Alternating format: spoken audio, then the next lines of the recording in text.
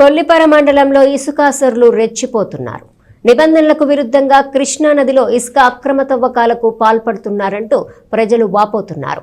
నదిలో కూలీలతోనే ఇసుక తవ్వించి ట్రాక్టర్లతో తరలించాలన్న నిబంధనలు ఉన్నా కూడా భారీ యంత్రాలతో ఇసుకను తవ్విస్తూ హెవీ టిప్పర్ల ద్వారా బయటకు తరలిస్తుండటం ప్రజల ఆగ్రహానికి కారణమవుతోంది. నదుల్లో అడ్డగోలుగా ఇసుక తవ్వేస్తూ కృష్ణమ్మ నుంచి అక్రమార్కులు కాసులు కొలగొడుతున్నారు.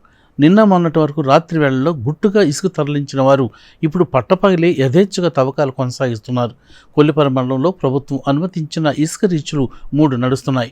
ముల్లంగిలో 1, బొమ్మవానిపాలెం పరిధిలో 2 రీచ్లు ఉన్నాయి.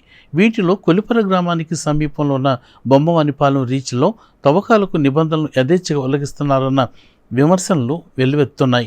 నిబంధనల ప్రకారం నదిలో ఇసుకను కూలీలతోనే తవ్వించాలి.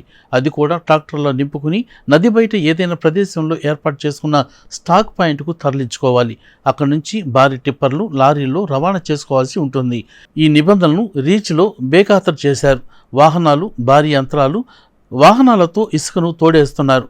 ఇక్కడ ఇంత జరుగుతున్నా కూడా రెవెన్యూ, పోలీసు సిబ్బంది చూసి చూడనట్టు వెళ్ళిపోతున్నారంటే రీచ్ నిర్వాహకులు పలుకుబడి, తెగింపు ఎంత మేర ఉందో అర్థం చేసుకోవచ్చు. ఇసుక రీచ్లపై ప్రైవేటు కంపెనీలకు ఇచ్చిన గడువు ఈ నెల 6వ తేదీ గురువారంతో ముగియనుంది.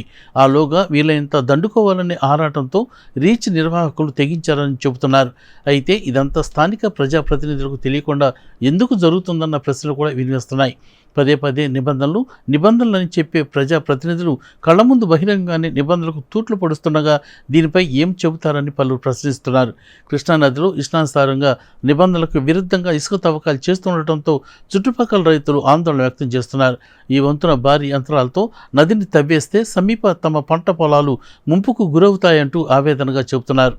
ఇక్కడ ఈ గ్రామంలో కొల్లిపరలో ఈరోజు ఉదయం 12 నుంచి లారీలతో విపరీతంగా ఇసుక లోడ్ చేసుకుని బయటికి వెళ్ళిపోతుంది. ఏట్లో నుంచి డైరెక్ట్ లోడింగ్. కొల్లిపర గ్రామంలో జనం విపరీతమైన గోల్ చేస్తున్నారు.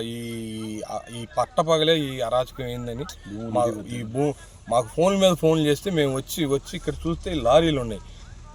రెవెన్యూ వాళ్ళకి, సిబ్బందికి ఫోన్ చేసి తీర్పియండి, ఇది పద్ధతిగా లేదని మేము అందరికీ ఫోన్ చేసి చెప్పాం. ప్రభుత్వం మన కూటమి ప్రభుత్వానికి చెడ్డ పేరు వస్తుంది ఈ ఇసుక మాఫియా వల్ల. ఇచ్చిన ఏరియా కాకుండా వాళ్ళకి ఇచ్చిన ఏరియా కాకుండా వేరే ఏరియాలో ఇష్టం వచ్చిన కాడ ఇష్టం వచ్చిన రీతిలో ఒక లోతు నామ్స్ ప్రకారం లేకుండా ఇష్టారాజ్యంగా తెస్తున్నారండి. మిషన్లు పెట్టి 3 మిషన్లు మేము వచ్చినాకే 30 లారీలు డైరెక్ట్ లోడింగ్. ఇచ్చిన పర్మిషన్ ఇచ్చిన చాట కాకుండా వాళ్ళ ఇష్టం వచ్చిన కాడల్లా ఇంకా కాసేపు ఉన్నాక ఇక రైతులు ఎక్కడ తెస్తారో కూడా తెలియదు. తెల్లవారు ఆ రోడ్డు బారు నీళ్లతో కూడుకుంది, తడి తగలకూడదు కదా నామ్స్ ప్రకారం. ఆ నీళ్ళతో తోడిపోతున్నారు.